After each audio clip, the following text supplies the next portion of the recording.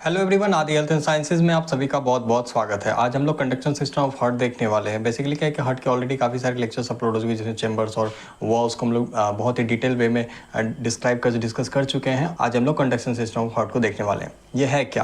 पहली बात, conduction system of heart है ना, ये क्या है इसको थोड़ा डिटेल में देखते हैं। Heart possesses the property of autorhythmicity, which means it owns electrical impulses and beats. Okay, beats independently of nervous and hormonal control. That is, it is not reliant on external mechanism to initiate each heartbeat. Okay, होता क्या है कि heart को जो है ना, heart को beat करने के लिए किसी भी एक्सटर्नल स्टिमुलस की रिक्वायरमेंट यहाँ पे नहीं होती है। एक्सटर्नल स्टिमुलस जैसे कि हार्मोन काम कर रहा हो या फिर वहाँ पे वर्क कर रहा हो नर्वस सिस्टम, है ना, नर्वस सिस्टम काम कर रहा हो, ये सारी चीज़ें जो है यहाँ पे रिक्वायर्ड नहीं होती है। ठीक है, इसके अलग अलग कंपोनेंट्स हैं, जिसमें पहला आता है हम लोग का साइनोएट्रियल नोड, जिसको हम लोग एसए नोड भी कहते हैं। ये क्या है? The SA node is a small mass of specialised cells that lies in the wall of right atrium near the opening of superior vena cava। अब हम लोग जब हार्ट का ये डायग्राम देख रहे हैं ना, हार्ट का ये डायग्राम जो है, इसमें देखें कि यहाँ पे ऐसे नोड है और ये जो है ना, ये पोर्शन जिसको हम हाईलाइट कर रहे हैं, यहाँ पे इसको कहते हैं सुपीरियर वेना कावा इंटर कर रहा है। ठीक है, सुपीरियर वेना कावा यहाँ पे इंटर कर रहा है और यहाँ पे हम लोगों को मिलता है, एंट्री पॉइंट पे हम लोगों को मिल जाता है ऐसे नोड। ठीक है, the sinoatrial cells generate these regular impulses because these are electrical unstable। Basically क्या इसमें पोलराइजेशन और डिपोलराइजेशन वाले प्रोसेसेस हो रहे होते हैं, जिसकी वजह से यहाँ पे स्टेबिलिटी में चेंजेस आते हैं। They are electrically unstable. This instability leads them to discharge depolarize regularly, usually 60 to 90 times a minute। this depolarization is followed by recovery and repolarization। ठीक है, अब होता क्या है, तो हम लोग बोले कि ऐसे नोड में क्या होता है, पोलराइजेशन और डीपोलराइजेशन दोनों होता है। तो इस पोलराइजेशन और डीपोलराइजेशन की वजह से क्या होता है, थोड़ा ये देखते हैं।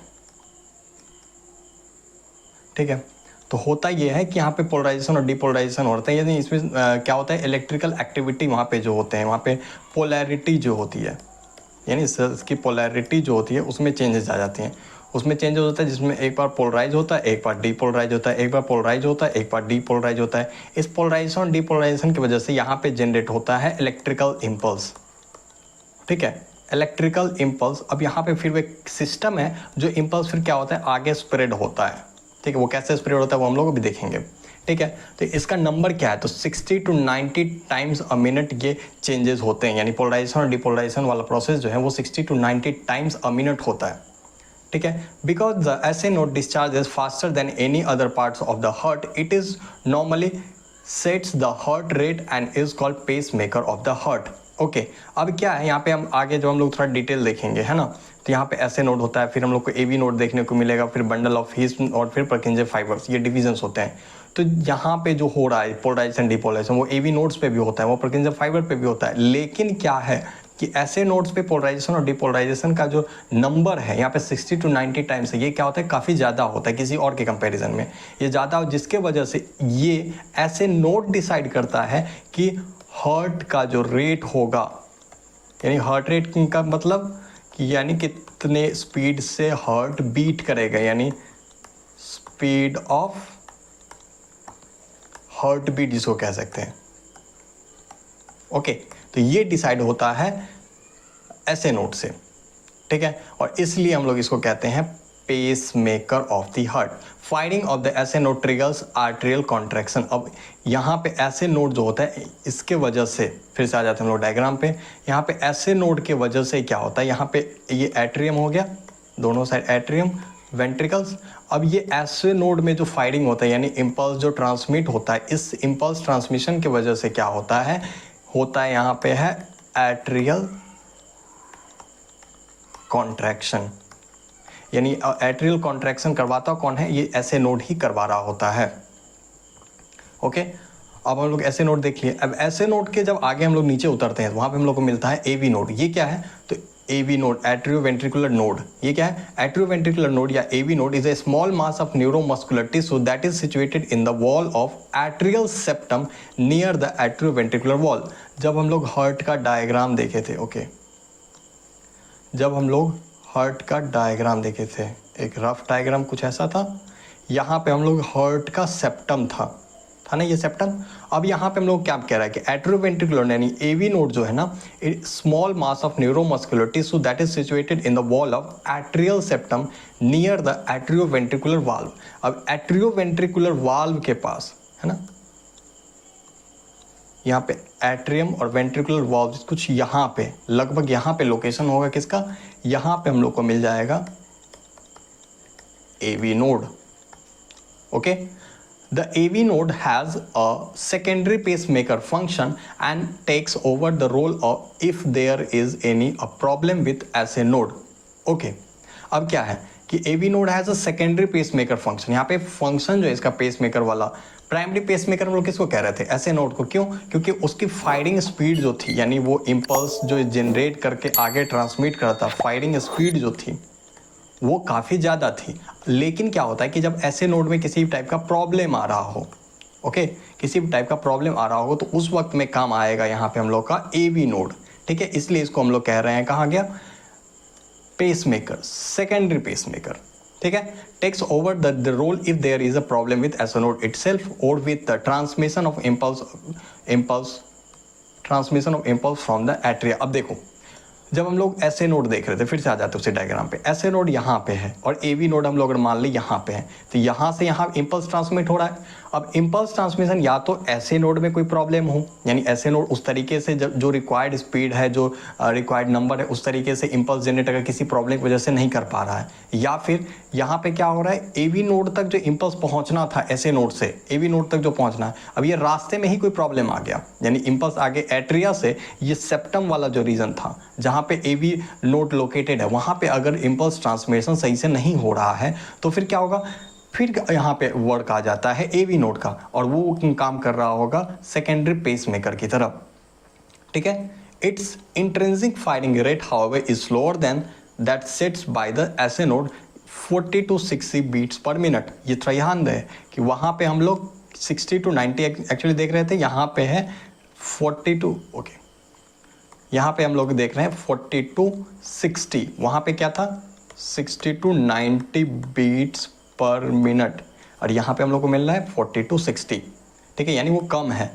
लेकिन क्या है कि जहाँ पे अब ऐसे नोड में किसी प्रकार का डैमेज हो गया, किसी प्रकार का प्रॉब्लम आ रहा है, तो वहाँ पे फिर ये AV नोड जो होगा, AV बंडल नहीं, AV नोड जो होगा वो काम कर रहा होगा सेकेंडरी पेसमेकर की तरह। अब देखो कि अब डायग्राम फिर से आ जाते हैं कि डायग्राम कुछ ऐसा था कि ऐसे नोड था, ठीक है, ये सेप्टम हो गया, कुछ हम लोग, ये सेप्टम ऐसे नहीं होता है, ओके,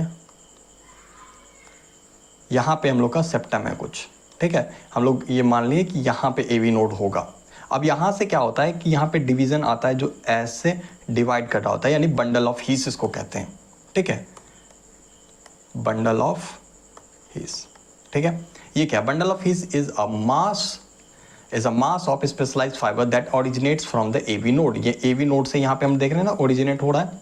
ठीक है, AV nodes, the AV bundle passes through the fibrous ring that separates atria and ventricles, then at upper in and ventricular septum।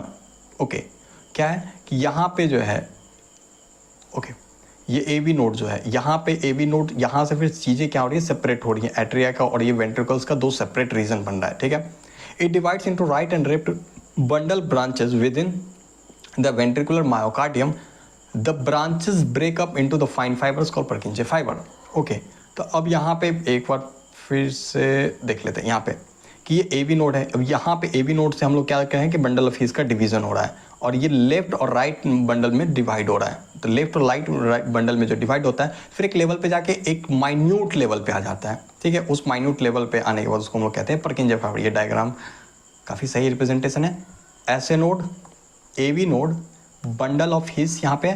अभी क्या हो रहा है, ये डिवाइड कर रहा है, दो सेपरेट डिवीजन आ रहा है, तो यहाँ सेपरेट डिवीजन, इसको हम लोग कहते हैं पर्किंजे फाइबर। अब ये दिन देखो कि यहाँ से नर्व, यहाँ से जो इम्पल्स जनरेट हुआ था, ये इम्पल्स AV पे आया, AV नोड से बंडल ऑफ हीस के थ्रू क्या होगा, पर्किंजे फाइबर्स में डिवाइड हो रहा है। ऐसा तो नहीं है कि डायरेक्ट यहाँ से यहाँ आ रहा है, बिल्कुल भी नहीं, ये कन्फ्यूजन नहीं होना चाहिए। यहाँ क्या हो रहा है, यहाँ पे आ रहा है और फिर पर्किंजे फाइबर से चीज़ें फिर डिवाइड हो रही है, यानी इम्पल्स फिर यहाँ से हो रहा है, फिर यहाँ पे वेंट्रिकुलर कॉन्ट्रैक्शन देखने को मिलेगा। ठीक है, AV bundles and Purkinje fiber transmit electrical impulses from the AV nodes to the apex of the myocardium. अब ये डेप्थ में है तो ऊपर भी तो जाएगा, ठीक है। ओ सॉरी, अपेक्स यानी यहाँ पे बेस की हम लोग बात कर रहे हैं। जो यहाँ पे चेंजेस हैं हम लोग बहुत इनिशियल टाइम में ही देखे थे कि बेस क्या होता है और अपेक्स क्या होता है, ठीक है। पर एक और चीज़ कि यहाँ पे बेस और क्या है, मसल्स के सारे लेयर्स तक वो इम्पल्स ट्रांसमिशन का काम कौन कर रहा है यहाँ पे, Purkinje फाइबर, ठीक है, Purkinje फाइबर जिसको कहते हैं।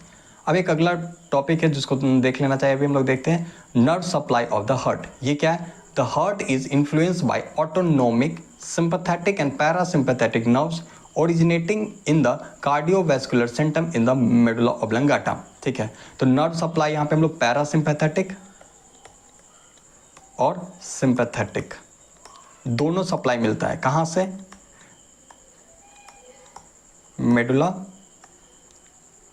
ऑब्लंगेटा, ये ना मेडुला ऑब्लंगेटा, ठीक है, यहाँ से ओरिजिनेट हो रहा है। द वेगस नर्व जिसको जो एक्चुअली यहाँ पे पैरासिम्पैथेटिक नर्व हो रही है, ठीक है। तो the vagus nerve supply mainly the SA and AV nodes and arterial muscles, ठीक है। तो वेगस नर्व का सप्लाई कहाँ कहाँ, यानी पैरासिम्पैथेटिक सप्लाई जो हम लोग को मिल रहा होता है वहाँ एसए नोड में और एवी नोड में मिल रहा होता है।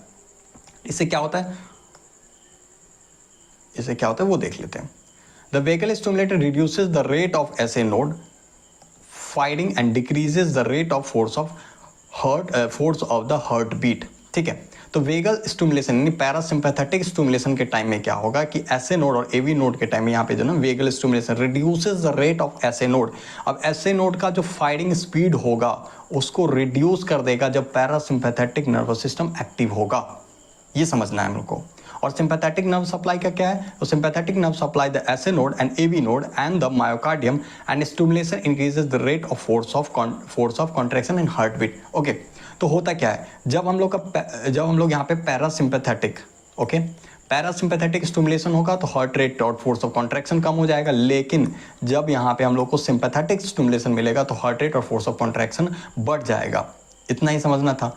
अब ऐसे क्या क्या फैक्टर्स होते हैं जिससे इन्फ्लुएंस होता है हम लोगों का heart rate. Heart rate basically influence होने का बेसिक रीज़न यही है कि हम लोग हार्ट रेट जो स्टिमुलेट हो रहा है, बेसिक रीज़न या पैरासिम्पैथेटिक में क्या हो रहा था, डिक्रीज हो रहा था, और सिंपैथेटिक में स्टिमुलेट हो रहा था।